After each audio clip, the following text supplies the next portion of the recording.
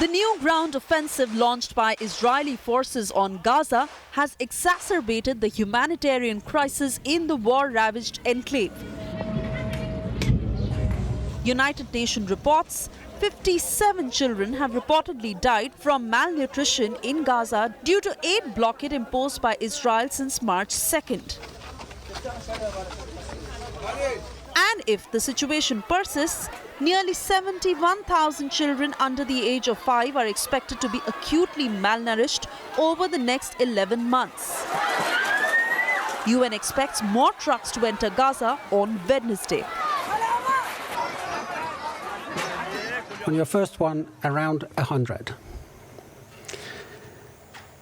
Past experience has very clearly showed that the less aid you get in and the less there is properly distributed in Gaza, the more desperation rises. And that has several effects, predictable effects.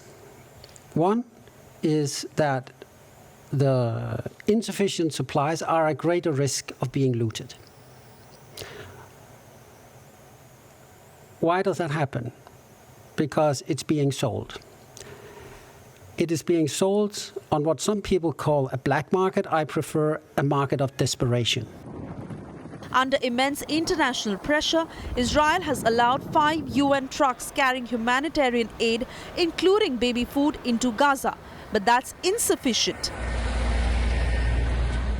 Women and children queued up to receive cooked food as the first few aid trucks entered Gaza on Monday.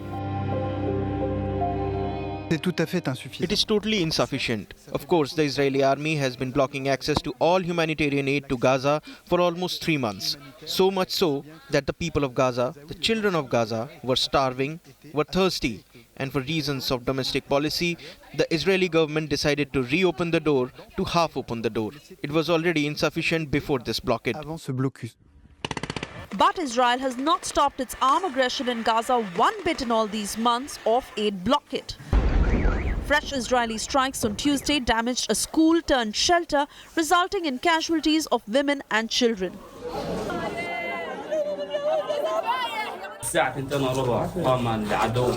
At 2:15 a.m., the enemy bombed this building with suicide planes on a number of displaced inside this shelter. From Abu Amsha family, about 8 children were martyred, with 2 women and father and son. They are civilians, not related to resistance or anything.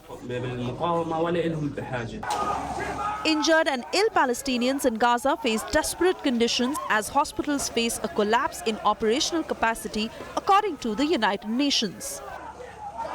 The fundamental gap between both parties stands in the way for any fruitful negotiation between Israel and Hamas to end this brutal war.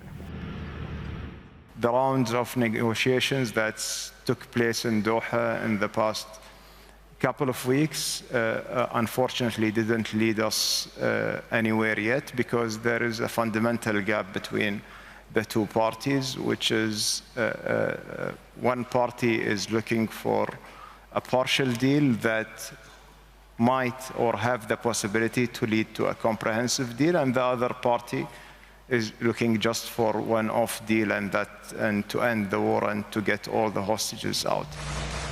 As pressure mounts on Israel to stop bombarding Gaza and open the gates for smoother supply of international aid, Palestinian children in the enclave are the worst victims who stare at death from either starvation or fatal war injury.